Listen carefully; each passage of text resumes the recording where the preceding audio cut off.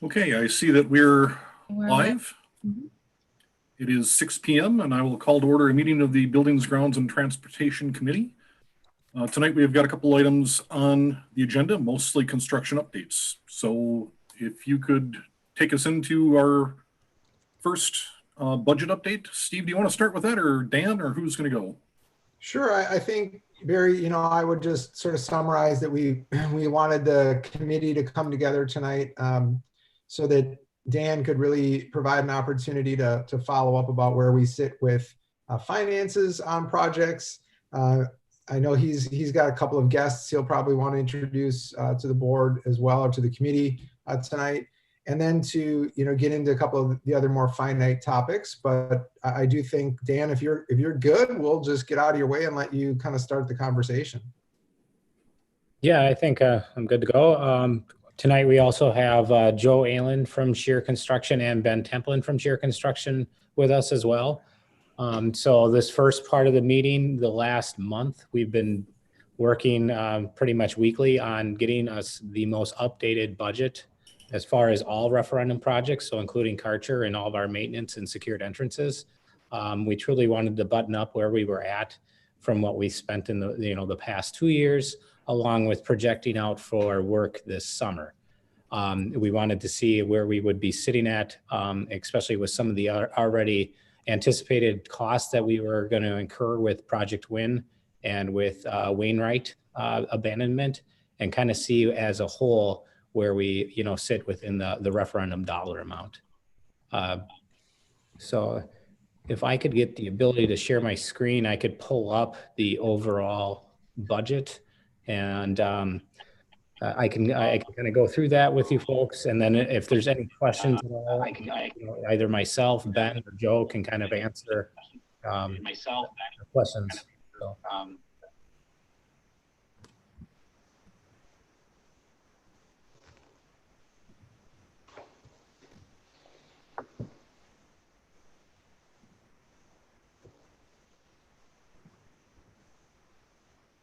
So do you folks all see the updated budget? Yep. Yes.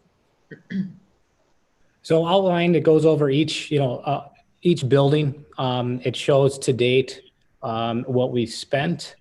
And then also in the budget, it has budgeted out for what projects are still to occur this summer.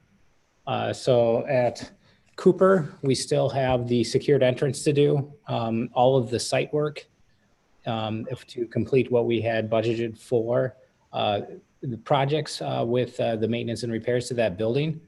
The total combined is roughly basically 2.1 million.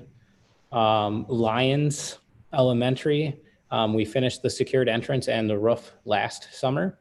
So we don't have any additional referendum projects that need to be completed out at Lyons. And we ended up at 440,000 for Lyons. It's actually $339 and $962, but we rounded up just to make it easier. Waller Elementary, we still have bathroom projects to do at Waller. We still have the secured entrance to complete. And we're looking at, with all projects to date and what's going to occur this summer, that we'd be roughly about 2.4 million. At Winkler, we have a roofing project that's going to be commencing this summer, and then we should be completed with what was outlined in our maintenance and repairs for that building, and it's looking to be at about 215,000. At Dyer Elementary, we have to complete this summer still is the conversion of the 12 regular ed classrooms into 8 Montessori classrooms, and some additional bathroom work. And we're looking to have that roughly at the 3.2 million. And then it goes over where Karcher Middle School is sitting at. Burlington High School, we anticipate with the roofing project, with the track that still needs to be completed, and with some interior finishes with carpeting, to be at roughly around 2 million. And then we did spend for the district office roughly about 36,300. I'd also like to point out that this budget does include the Wainwright site modifications with the allowance from the city contributions and with Project Win for the lower level of the 209 building. So with everything that we've done to date and with the projects that we still have to complete this summer to complete what we had budgeted for in the referendum, we're sitting at $42,602,888, which would put us under budget by $1,051,000. We also have been incurring interest over the term of this referendum project, and we're sitting at approximately 1.2 million in interest earnings. So it would roughly put us at 2.25 million of available funds from the referendum. And And that's not Dan, including the contingency? There is still sitting in with in all of these projects roughly about $350,000 in contingency.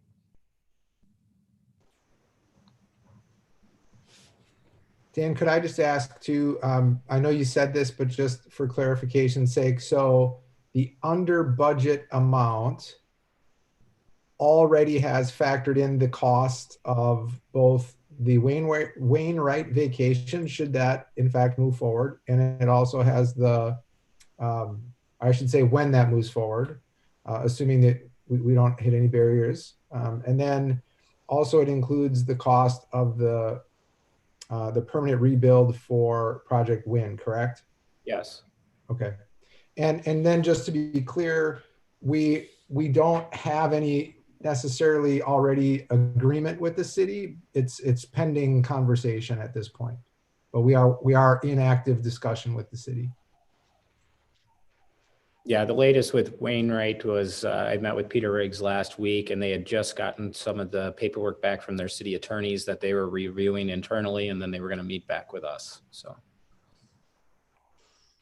How did they come to the 104,000 number? that was with the amount of work that would be considered city infrastructure that we wouldn't technically still own, and splitting that 50-50 with the district. Thank you.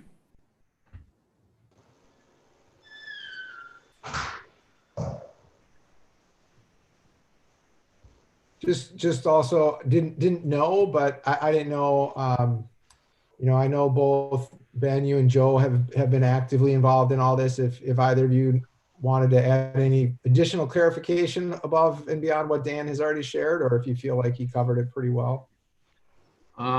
It sounds like he covered it pretty well, and I'm glad you pointed out that, the Wainwright and the Project Win are also in there. It's about $800,000. So,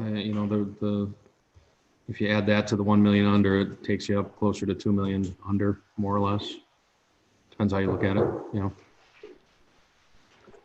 Plus we have 350, I think, in contingency, which there should be a chunk of that left when we're all said and done. So, yeah, I think it's going along very well. Mm-hmm. And certainly then to our committee members, Barry and Taylor, any questions, thoughts, budget related, this is, we want to make sure that this is your opportunity to, really kind of ask any questions you may have about how things are tracking at this point. So Taylor, do you have any questions? No, everything looks pretty good. I'm pretty happy with the progress that's being done so far. Roseanne, did you have any questions? Nothing? Okay, I've got a few, unsurprisingly. We talked about Dyer, and you talked about how this summer we still have to do our Montessori conversion. I seem to recall we were going to be redoing cabinet work and stuff for the elementary grades that were going in there as well in the rest of the classrooms. Is that already done, or is that not happening? There's a part of it that's already done. I didn't mention 2 of the kindergarten classrooms downstairs that would have that work done as well. So, but the classrooms upstairs, we did complete this past summer when we did the conversion for the secured entrance, and then we did the other classrooms down below, along with the secured entrance downstairs as well. But there is an additional 2 classrooms downstairs that are going to be refinished with new cabinet work. And I'm actually looking to budget into our capital projects fund to try to get, because there's only 6 additional classrooms that won't be basically touched in the building. So we're actually talking with Ben this last week to see how we could, work this in as well, to have it so that basically the entire building would have new classroom ceilings, new lights, new cabinetry, and basically starting next year with it being completely fresh. So what were the scope of those 6 classrooms that they weren't touched? I thought we were adjusting all classrooms, part of the original project. Those 6 classrooms were still going to be a regular education classrooms, so that they weren't part of the original scope of the project. But they would have been like, I believe they were 3rd and 4th and 5th grade classrooms upstairs. Okay. All right. The only other one I would have is, 2 million under budget is incredible. That's either a heck of a lot of value engineering or incredibly good luck or some estimating issues. How did we get to 2 million? That's a lot of money. Oh God, I could write a novel. I think there's just a lot of parts and pieces that came together, and yeah, there's not a a 1-sentence easy answer to that. It's probably got 50 items in it that got us down there. So were there any major changes from the design that were like big dollar items where we really saved a lot? Well, early on, I think we drummed up almost $1 million worth of value engineering. So that was good. We had some very favorable subcontractor bids that came in. Excellent. So that saved us a few. Our concrete and masonry are slightly under budget, so that saved us a couple $100,000 at least. Yeah, you could go down a list of 100 items and pick it apart, but well, it's fantastic work, and we really appreciate everything you guys have been doing, working with the district to keep this tight and still accomplish our goals. So I do appreciate that. Yeah, thank you. Thank you.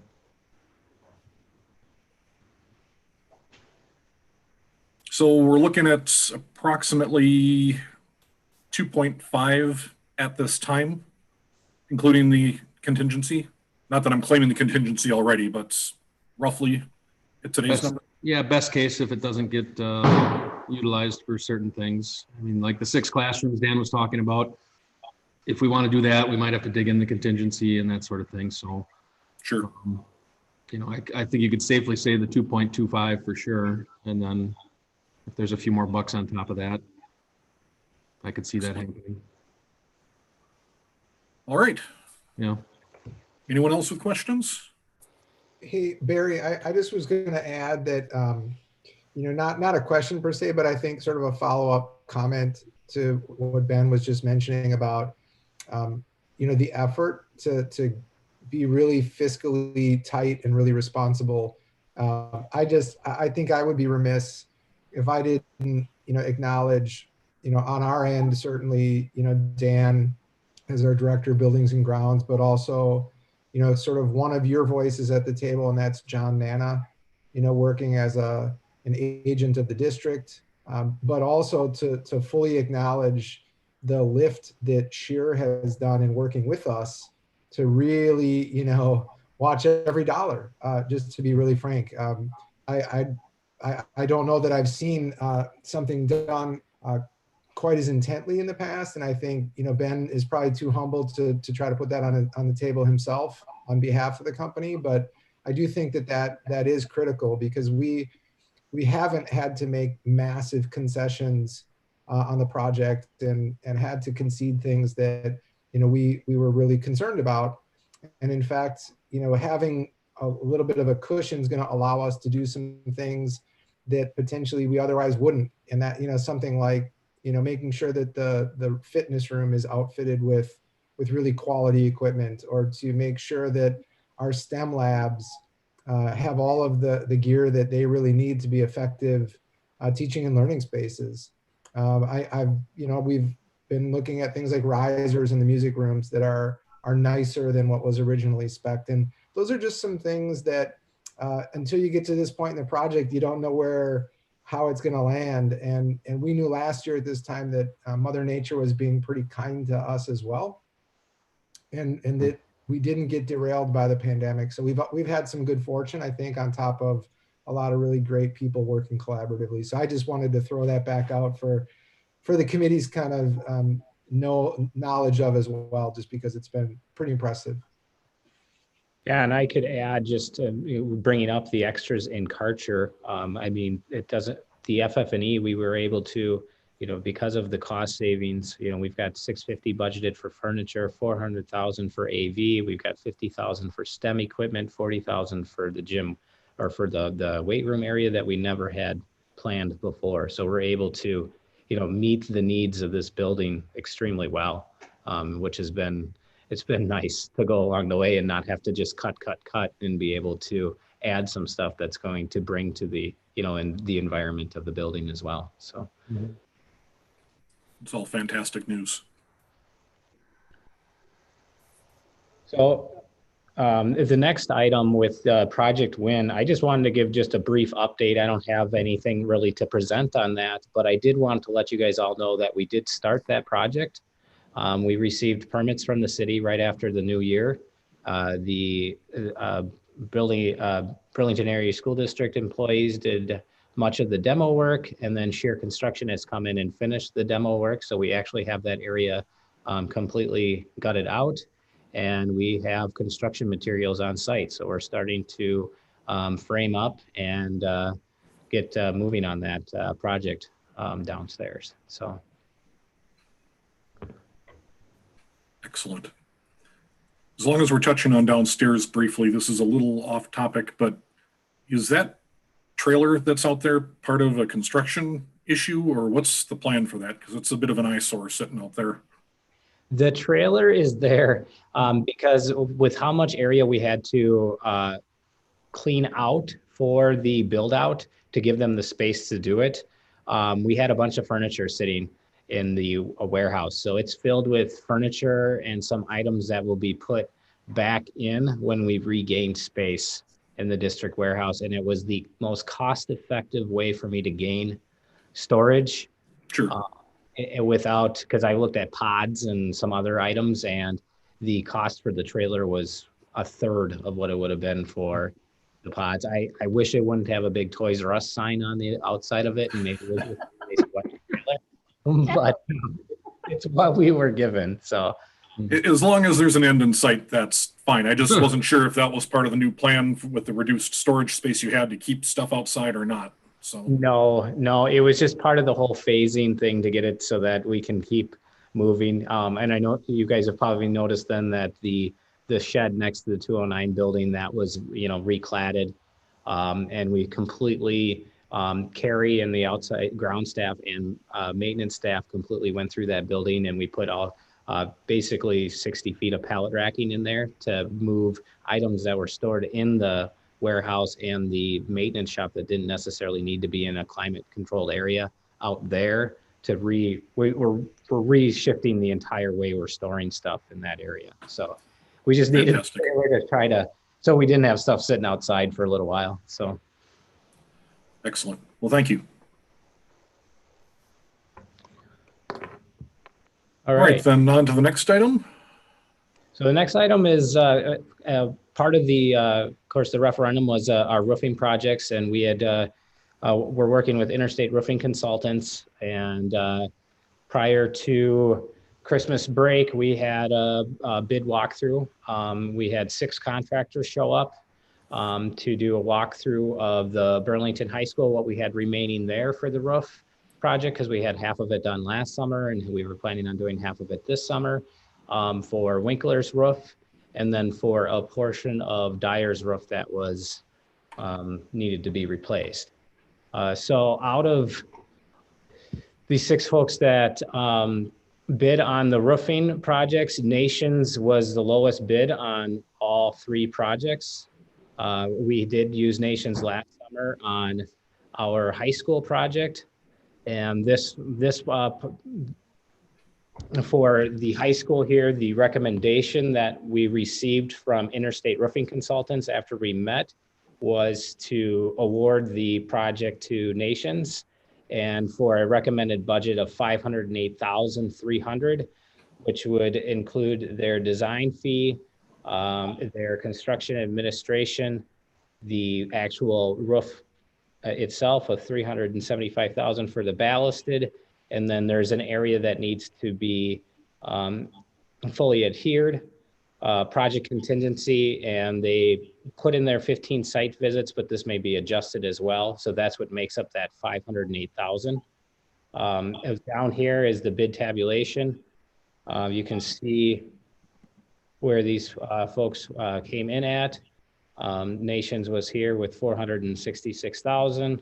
The closest next was Carlson with 470. So they were very competitive.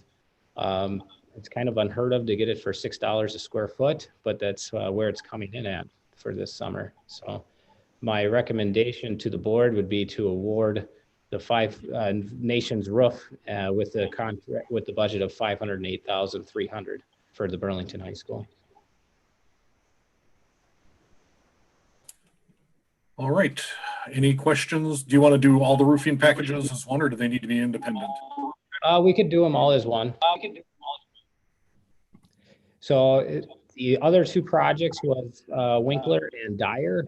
There is the portion over the gym at Dyer and the portion over what would be considered the 5th grade wing right now, which is ballasted and was replaced approximately it was either 7 summers ago or 8 summers ago. So that portion of the roof I felt was in good enough shape that it wouldn't be cost effective to replace it. And then out at Winkler, that roof is 20 years old now, so we were doing a full replacement out at Winkler. So Interstate Roofing Consultants and I met. This was their letter to myself to basically their recommendation would be for Nations roof. And their budget for Lions would be for Winkler, sorry, $122,275. It includes their design and bidding, the construction administration, and then there's a contingency and some quality observations. For Dyer, it would be a total budget of $124,100 for the same listed items below. The reasoning we went back with ballasted at Dyer is because the other part of the roof is ballasted. So I wanted to not have 2 different types of roofing systems up there. And the pricing that we were getting for ballasted is exceptional. That's why we also went with ballasted out at Winkler for the $124,100. Last summer, we did the project out at Lions, and that was a fully adhered, but that came in at $224,000 for the same size roof. So we were able to get, that's why I went with ballasted. We were able to get it for $100,000 less this summer to get the roofing projects done. So here is the bid tabulation where you can see where Nations came in. I asked them to kind of write this up a little bit differently because we had a lot of different alternates. So it's a little difficult even for myself to kind of read through, but the ones highlighted are the bids that we went with from Nations. So my recommendation to the board would be for Nations Roof and Interstate Roofing Consultants for Dyer for the budgeted amount of $122,275. And then for Winkler, for Nations Roof and Interstate Roofing Consultants for the budgeted amount of $124,100. So I would entertain a motion to approve these roofing projects as noted. Make a motion that we approve both projects as presented. And I will second. Any questions or comments?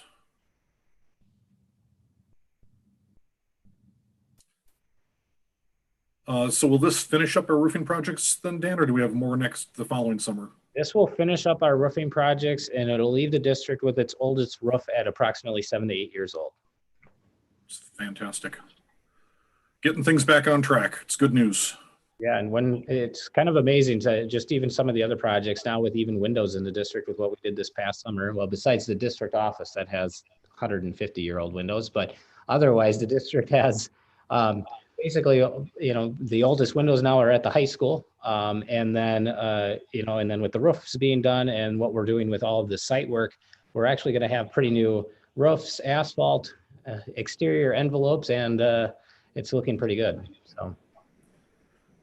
Fantastic. Any other questions or comments?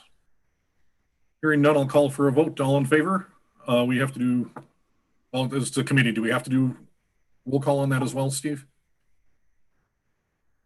I think just because it's probably not super clear, it wouldn't hurt to do that. I'm fine with it. So Okay. If you could please do roll call, Toby? Barry, Aye. Taylor. Aye. Thank you. Opposed? Motion carries. Thank you very much.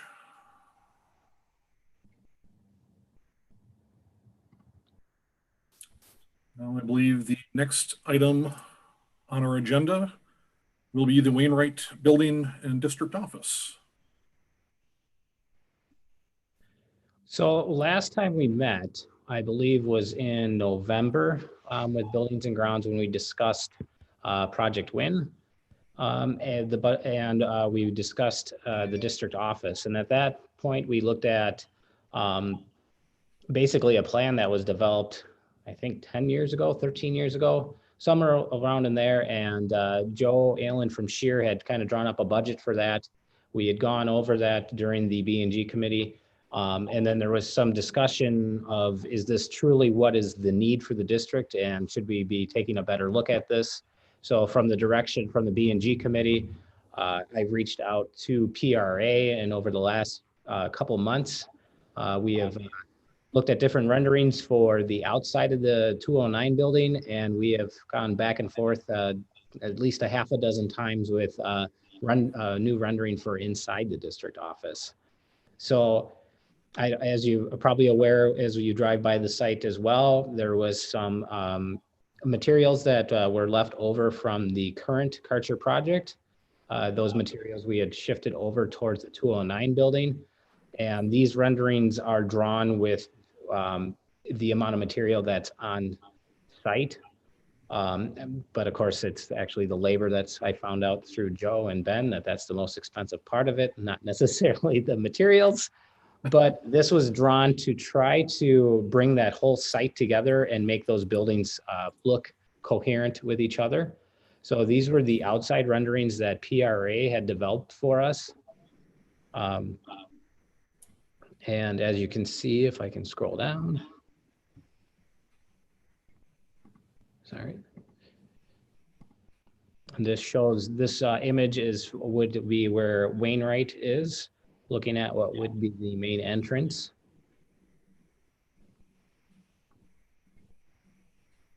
This is another view from the side. Wainwright would be over here. This would be where Project Win is downstairs, and then the district warehouse and grounds. Another front shot. And then the floor plan. So I was actually pretty excited about it. It looked nice. It is quite expensive, which we'll go over a little bit later. So we'd have to do some value engineering with this. The first time that I got a proposed budget for it, I was a little bit shocked.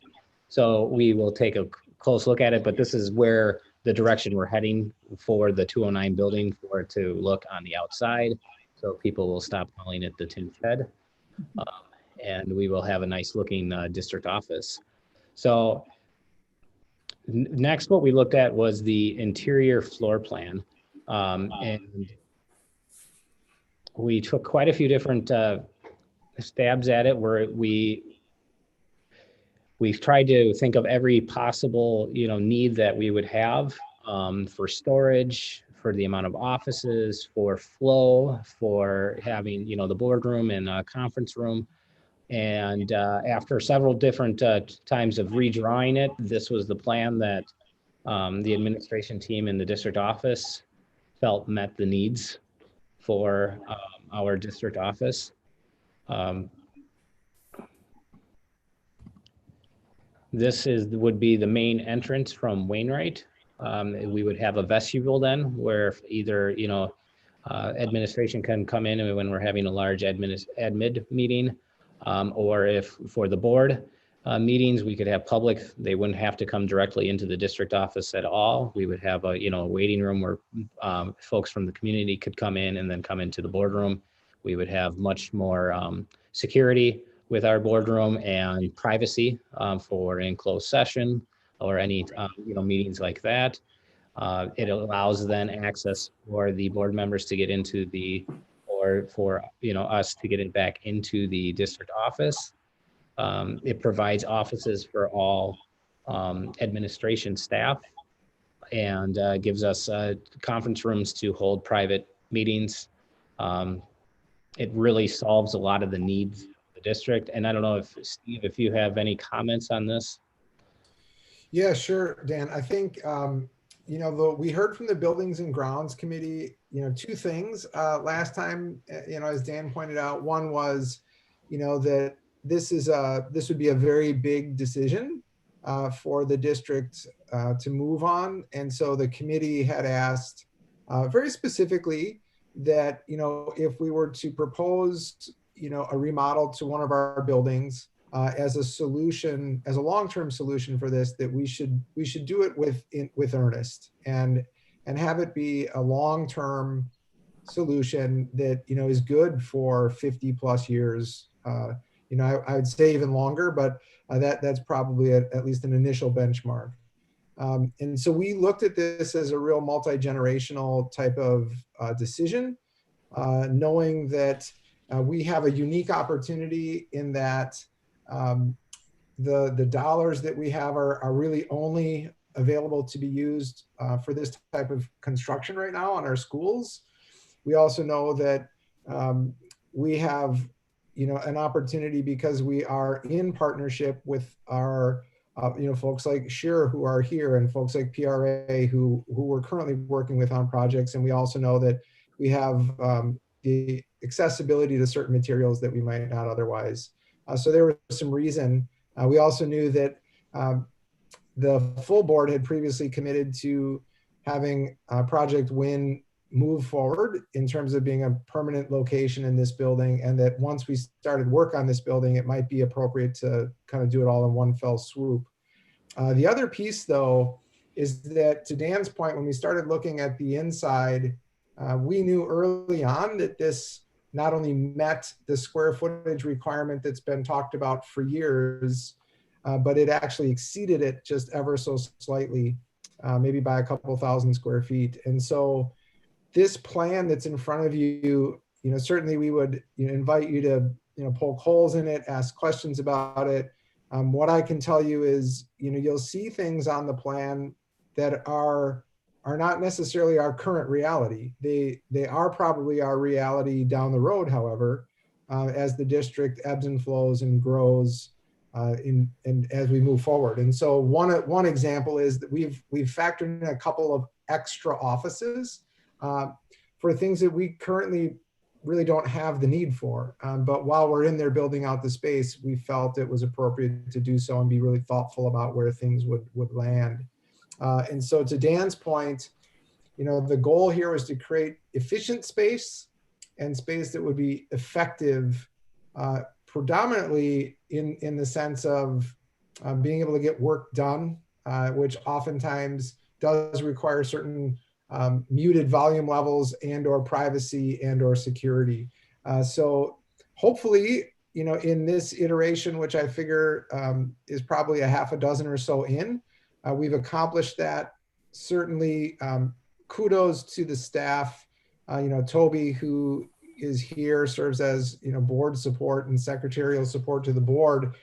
She spent a lot of time with Dan looking at this and talking about how our various different departments work together and what sort of flow we might need. So you'll see on the backside what would be I believe the south side of this building, there's an entire special education sort of suite.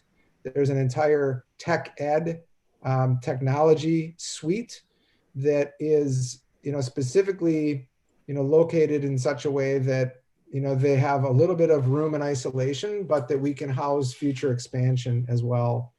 You'll see that business office, along with some kind of human relations functions, are guided and lumped together. You'll see that, the conference room and potential for human resources is very close to the front door, which is where a lot of people may be coming in or going out on a regular basis to have a quick meeting. Perhaps it's an employee who's got an FMLA question. We wanted them to be able to come in and have a conference room, right off the front entrance where they wouldn't have to, worry about finding an office or traipsing through the building. So we can be mobile and move about the space as well. Dan's already talked about the boardroom and some of the design around that. And even the access in and out from the superintendent's office. These are all designed intentionally and purposefully with kind of the best of the best in terms of office layout and office functionality. So I'll kind of stop there because I'm sure you have questions, but that may just give a little bit of additional background on some of the iterations that Dan and the team went through.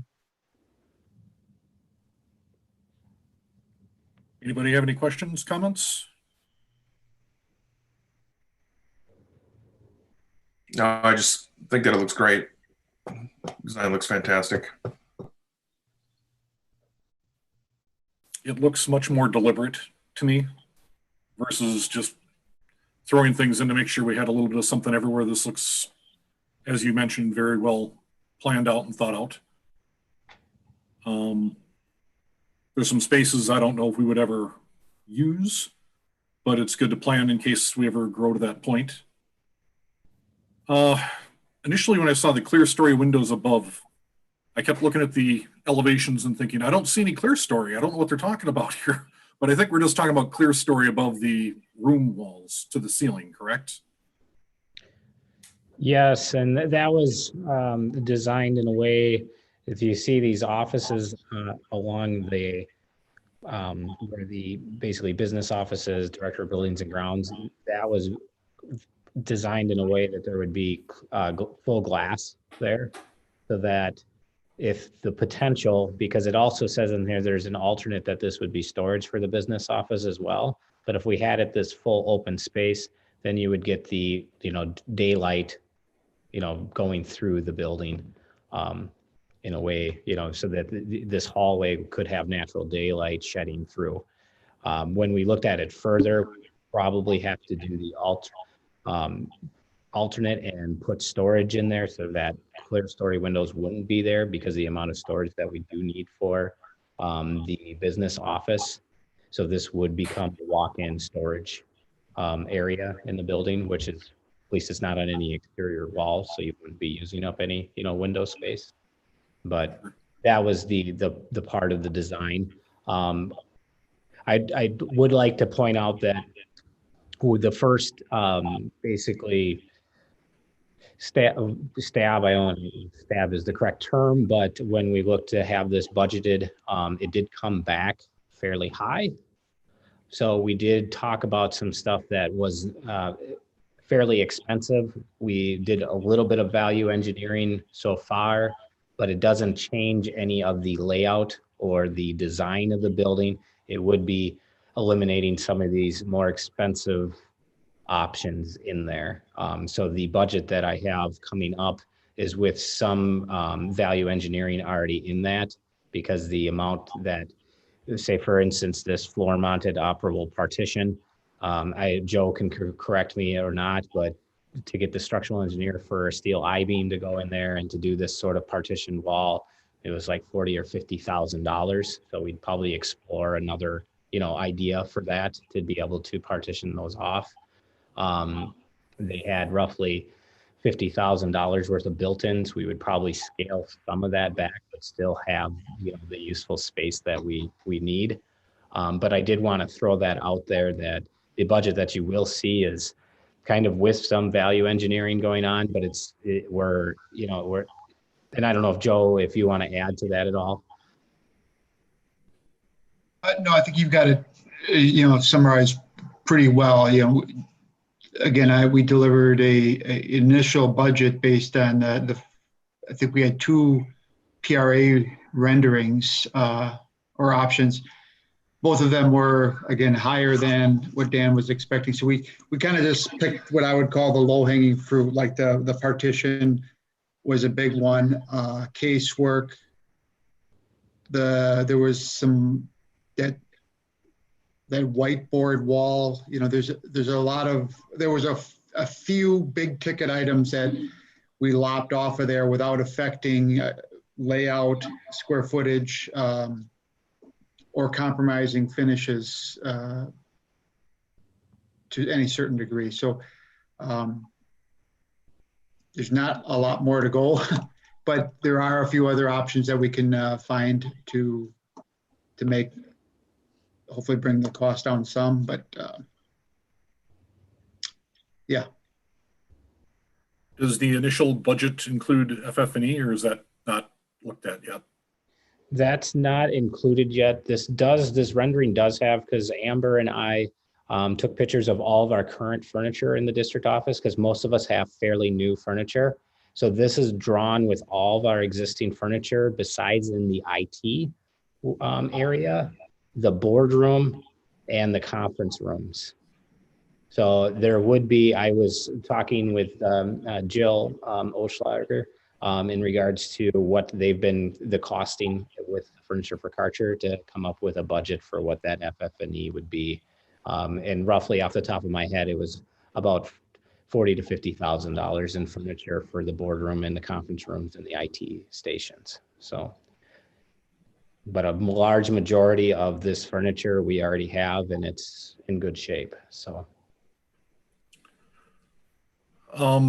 This is getting into the weeds, I admit that, but that tends to be my nature. The materials proposed to be used on the existing boardroom, one of the issues we have right now is sound transmission. And when you've got closed session, you need that to be private. With the door and the potential clear story there and a removable partition, do we need to worry about transmission of sound in a board meeting? In a closed session board meeting, transmitting out to the general public? I think the clear story would go away if Dan, you're saying that we need storage. I don't believe the clear story on the boardroom provides any value. A little bit of daylight to that corridor. So my suggestion would be we delete the clear story windows. And then if there was a concern we could increase the stud wall thickness in the perimeter of that space and in bat insulation or fiberglass, sound bat them walls. I believe, Sure. I'll have to check, I believe I have sound batting in quite a bit of the walls already, just because of private offices and such. I believe I have that carried in my budget already. But if there was a greater concern, particularly there, I think we could make a small adjustment that would really mean little to nothing in cost, assuming that would satisfy your concerns. Sure. It's good to know that we can address it relatively inexpensively. Yeah. If we're looking for a real decibel rating type of room, well, then we got some issues. But I think we can get by it simply. If you guys are going to go into closed session, would you go into that small conference room? Well, that's kind of where my question was going, is do we need to increase a smaller conference room somewhere so we can have closed session? Because that's potentially 10 to 11 of us. And we don't want to go out to the front corner because that's just as exposed as the main boardroom. Yeah. So that's kind of where the question was going. But if we can soundproof that room reasonably, so to eliminate transmission, I think we can still do what we need to do in that space. But I mean, what do you think, Steve? Yeah, I mean, it's interesting, Barry, because one of the renderings we did have, that large conference room was sort of adjacent to essentially where Toby and my offices would be on the south end of the boardroom instead of on the north end. And part of that was the thinking that you could easily move in and out of that space. But what was interesting is then we were putting the door into that conference room. You were no longer able to get in there, as a secure entrance from the lobby. And so it seemed like when those two things became, well, you can't have both, you have to pick one or the other. The idea of having that conference room secure from the lobby seemed to kind of win out. But maybe it wouldn't, maybe that might be something if the committee or the full board would say, we'd flip those just because we know how critically important closed session can be. I do think either way, though, and certainly I am not the architect or the builder, but I have really been impressed with some of the techniques that are being employed. Certainly, as we watch Karcher come up from the ground, that so many of these windows and doors, relative to what we're accustomed to in the current school in terms of privacy, they're just not even in the same playing field. So I would certainly heed to what Joe and/or Ben might say relative to materials and insulation and the ability to create space where sound is not transferring the way that, frankly, we're accustomed to. Right. The only other thing I had when I was looking at this earlier was we've got a preliminary budget for this space, but this space also means relocation of Fox River Consortium. And we should be looking at that cost as well, because ultimately that cost will be part of this project, because we can't do one without the other. Do we have a rough idea of what we'll have to do with the existing district office if we go there? Yeah, I met with Susan Poppy multiple times now. There is fairly minimal amount of work that we would have to do. We did do quite a bit of work this past summer to create, a secured entrance into the building, and with having, the technology of the cameras and everything, because that's kind of a big deal for it being part of the school, is especially with the programming that's going on there. So we have a lot of the infrastructure in place for that.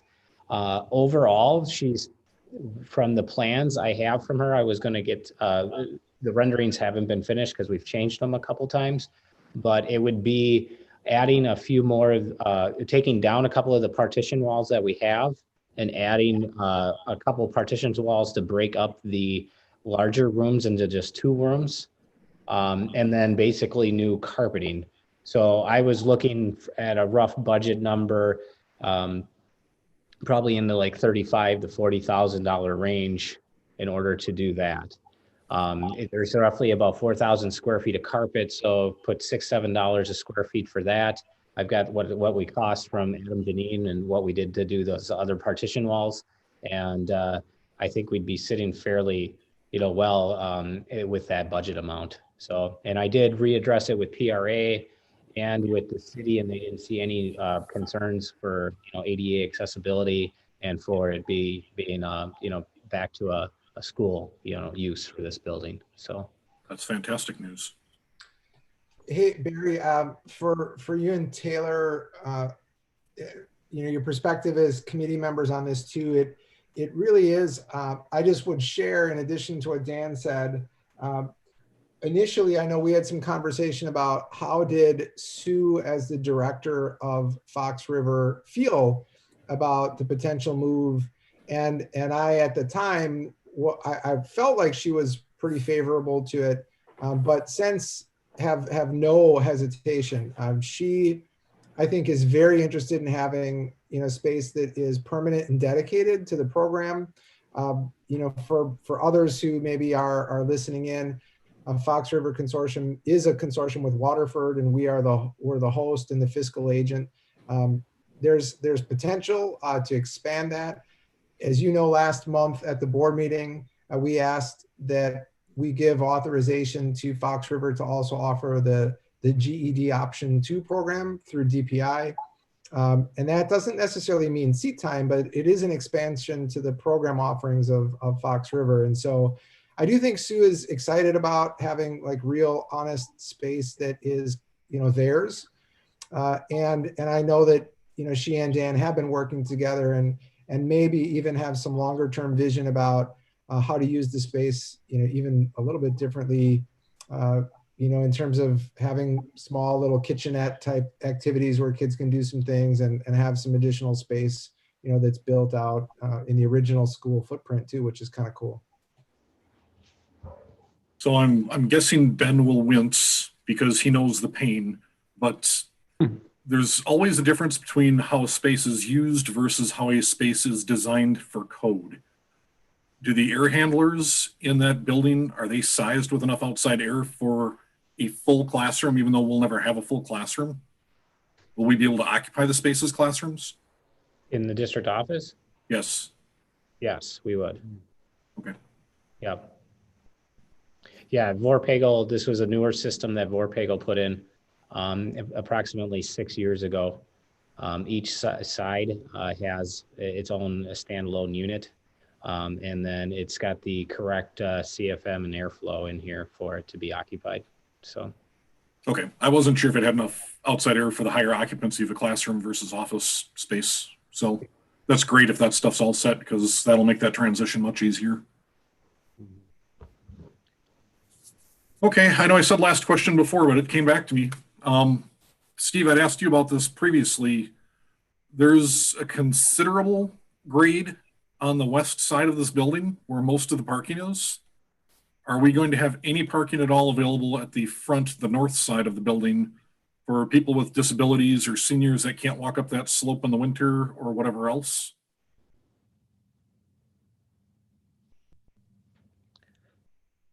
Just to be clear, which you're talking about the 209 building? The 209 building, yes. Yeah, Dan, I don't know if you want to address some thinking about parking. Yeah, there's been some discussion back and forth because we fully haven't engineered or designed in front of the 209 building with the Wainwright abandonment, because that becomes essentially a dead end to the alley. So there was talk with the city to do angle parking there, or to do parallel parking. We've got to look at fully when we move forward with this, exactly the space that is there. Currently, that right of way and the width of that road would allow for angle parking. But as to how many slots that would be, I can't say 100%, but there would be allowable spots for handicap accessibility in the front of the building. Okay. That's my big concern. We don't have to park everyone up front, but I mean, there are people that have trouble and difficulty getting around, and that can get slick in the winter. I mean, even despite our best efforts, you can get snowfall in the middle of a meeting or something. We don't want anyone risking themselves, so. I have a question. Yeah, Roseanne. Okay, when we're looking at this picture, would you just point out where Perkins Boulevard is? When we're looking at the front of this picture, where is Perkins? Perkins is, Perkins is right now the building faces Perkins. You know, where the building sits now. No, Perkins is to the right when you're looking at this picture. Okay. Yeah. Yeah, it's The front of the building right now is on Wainwright.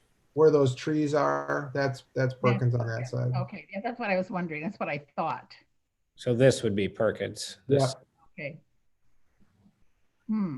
Yeah, that's currently where like Oscillero's playground equipment Right. is.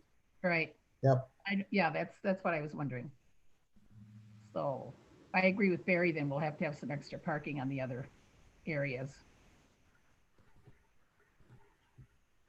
Like I said, it doesn't have to be excessive. I just want to make sure that we've got space so that people that have a harder time getting places can get there.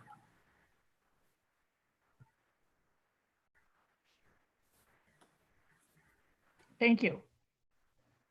so moving forward, this was a budget that Joe and I developed. When we first looked at that, the rendering from PRA, we had PRA draw up some wall sections, and that included the same metal paneling that is on Karcher. When Joe sent me what that budget would be, I think it was roughly like 550,000. So we looked at value engineering the metal panel into either like a hardy plank or another commercial grade material and still have it painted in the same color. So, I mean, from a distance, you wouldn't notice, the difference, but that allowed for the budget to shrink dramatically. And this is an approximate budget of around $366,000 to do the outside of the 209 building to have it mimic the renderings that you've seen. I don't know if there's anything you want to add to that, Joe. Well, the other significant portion were the two canopies, one at the main entrance and then the canopy at the WIN program entrance. We deleted them along with footings and structural steel and the related components to them items, which was a fair amount of money as well.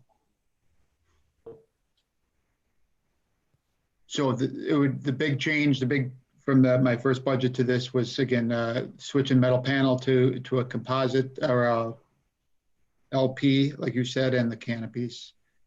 I believe there's a few other incidentals, a door or two that we picked up either in the other project or deleted.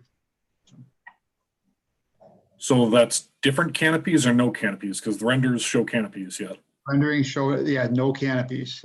That's why I wanted to add that. So we would have to look at the ones that they had designed here were extremely expensive. So we'd have to look at an alternative form.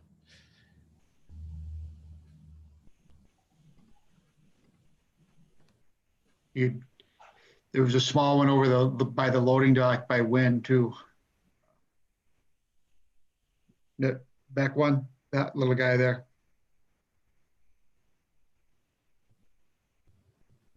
So if we were interested in putting those back, that's currently not in the budget, correct, Dan and Joe? That's correct. Okay. And we have the majority of the materials, but not all the materials for the exterior, it sounds like. Since panels were pulled out of this, we clearly don't have enough panels to do the construction. Yeah, there's not any extra panels left over. The stuff that was left over is the stone and the brick. Okay. So we'd have enough brick and enough stone to do what's in the renderings. Okay. Then we'd be switching to an alternate material for that bronze paneling that's on there. We'll just kind of, then this is with us doing for the option 2 with value engineering, which we discussed prior. This budget was approximately $720,000 to do the option 2 with the build out upstairs. So the combined between the exterior and the interior with VE in there is roughly about 1.1 million.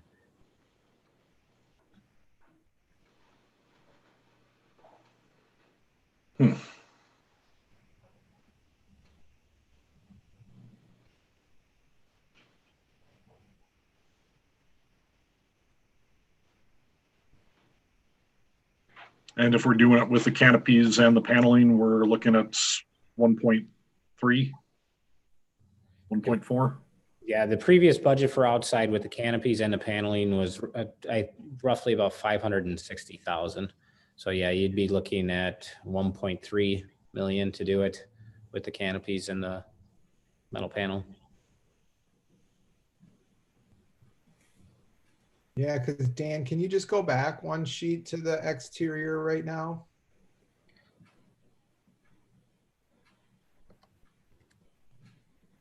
So this is about 140,000 less. Is that right? That's about what they said, Joe. Okay.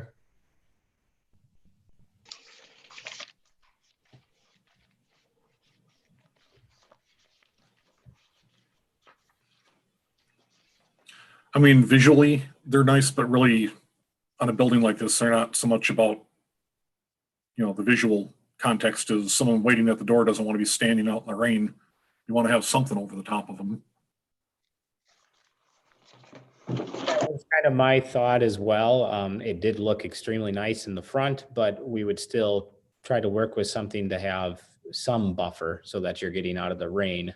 But did it have to necessarily be, I can't remember, Joe, what you said, but it was Well, 50. the one, Dan, flip to one of the renderings, the lower, the wind entrance is significantly smaller, and it hangs off of the building. You know, there's going to be some work required for that, but you know, the one that compared to the one over the main entrance, the main entrance one requires footings and it has a brick veneer element. There's just a lot more to it. If the front one could be cut down dramatically in cost if it wasn't quite so large. If you can see it now, on one hand, nice, it's covering the stairs and such, but you know, we could probably downsize that significantly and maybe land it on the existing stoop that's there or something. And we can look harder at that and save money from what is shown here. If, you know, if just getting enough structure to get people out of the rain as they're coming in and out is the goal. Again, I think we can make that one smaller and therefore significantly less. Yeah, So it sure Go does ahead. look nice on the building though, the way it is. I really like the canopy the way it is, but I know if we can't afford it, we can't afford it. But I thought that was really a nice touch. And when we started looking at this, one of the objectives was, you know, if we were going to do this, this was going to be the cornerstone of the district, and we want to do it right. We don't want to halfway do it so that we end up in a problem down the road. My question and my concern moving away from those metal panels is, you know, we had the wood blocking over the windows at Waller for the longest time, and it just never looked good. I mean, even we tried to keep up on the paint and everything else on it. It just never had a great look to it. Obviously we're not going halfway, but are we kind of going halfway, not putting the metal paneling on here and having to update with stain or whatever else? You wouldn't have to update with stain. I would say, like, have you seen the new eye clinic across from Gooseberries? Yes. It would look like that, how they've got that sort of board, plus they've got the brick and the stone material. And I have it on my clinic, the clinic in Lyons as well. I mean, you have to paint it every 8 to 10 years. You know, it's not something that needs to have an annual stain done. So. Okay. And again, I'm all for saving money where we can. I don't want this looking like an eyesore 10 years down the road because we decided to save a couple bucks up front.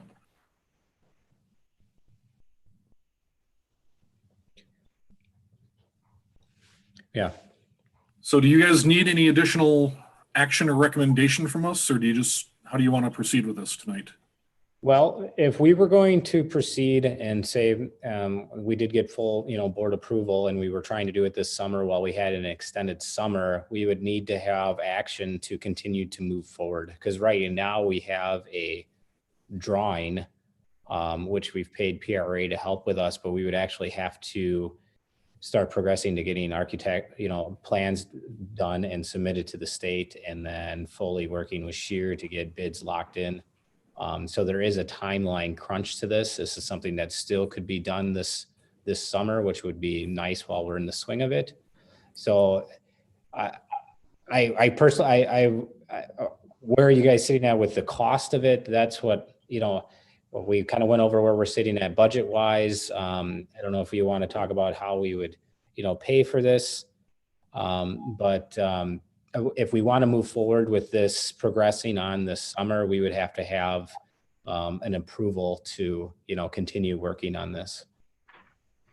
Yeah, I think, just to add, to Dan's comments, we got to this kind of phase, if you will, based on the committee's meeting and then full board conversation in November, and really feel like we're kind of at this tipping point where if we dig in any deeper, we've probably spent, Dan, do you think did we say about 12,000? Approximately about 12,000. Okay. So in terms of research, in terms of, meeting with sort of project designers, architects, HVAC specialists, et cetera, we've incurred some expense, as is anytime you research doing a project like this. But we certainly don't want to go into any deeper detail without the support, the final kind of recommendation from this committee to the full board and the full board's approval. And I think from a timing perspective, Dan's right. He's kind of back mapped the whole project in terms of timing and when we would be able to execute this. There's also some potential reasons why the work on Wynn might be impacted by whether or not the upstairs gets done. The project may take a slightly different shape. And I don't know, Dan, if you want to get into that at all, but that's a small variable as well. So Barry, I think the short answer to your question is we would probably want recommendation from this committee so that we could put that recommendation to the full board for the February 8th monthly meeting. And then that would be the time for the full board to make a final decision whether or not they would follow the recommendation of the committee. But again, to Dan's point too, there's a little bit of thought around, how do you fund it? And I don't know if you wanted to talk about that or ask Ruth some questions about what she was thinking relative to, how that looks going forward as well. You know me, I'm always happy to sit and listen and learn, but for the satisfaction of the rest of the people in the meeting that would like to have a night to themselves, I think we can just cover that with the whole board rather than cover it twice. Oh, sure. I mean, if the board isn't going to move ahead, there's no point in talking about financing. And if they are going to move ahead, they're all going to want to know. So, what is the condition of the roof on this one, Dan? Is this roof done recently as well?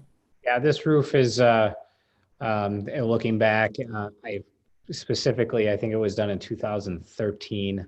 But I have to confirm that because this was part of the roofs that we didn't need to replace. So, and there was, believe there was an additional 2 inches of insulation added at that time as well. But I can get back with an exact, because it's part of our facility survey from 2015. So. Are there any lingering gotchas in the building that we know about already? Like we've always had a leak at this certain point or something that we're going to be able to fix with this project, or is everything in pretty good shape there? Nothing leak-wise from a roof standpoint. We did have issues past summer with drainage in the basement, but that was due to a city sewer connection, which we figured out this past year. So we used to have, when we had a significant rain event, we would have some water backing up back into the building.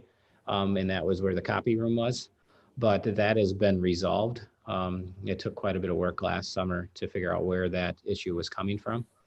So there was, it was kind of, there was 3 different drains connecting to there was 3 different outlets connecting to the city sewer, and a couple of them had been abandoned. So the first one that wasn't the correct one that they thought the problem was at. It's taken the city and some their engineers a couple stabs last year to figure out where that issue was coming from. So other than that, of course, not this past year, but the year before, we replaced the entire heating and air conditioning system. So that's got a heat pump with individual cassettes in the areas right now. So we can utilize those cassettes in this plan. And that was what Mr. Plank was referring to, is that some of these cassettes would be oversized for the new plan. So we could reuse those cassettes downstairs in Project Win.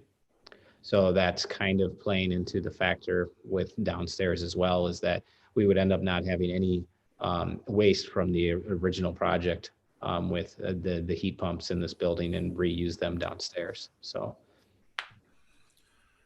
Excellent. Anyone else have any other questions, comments? If not, I would entertain a motion to either recommend or not recommend what we're looking at today to the full board. Make a motion that we recommend moving ahead with the 209 Wainwright Building District Office rehab. I will second. I've asked for discussion and there wasn't any, so I will call for a vote. Roll call vote if we could, please, Toby. Barry, Aye. Taylor, Aye. thank you. Opposed?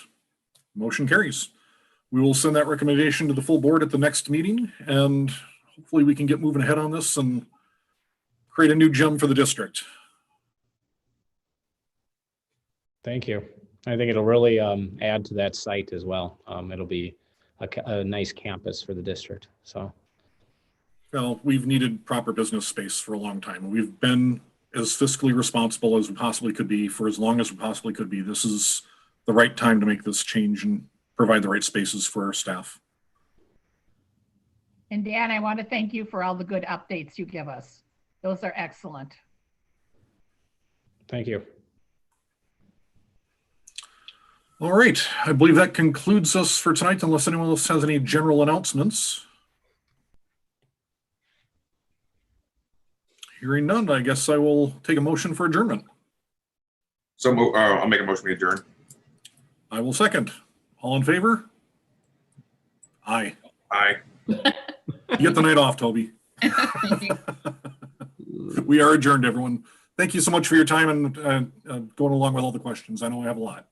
Thank you. Thank you. Thanks, Thanks, everybody. Everyone, have a great Yeah. evening. Have a great week.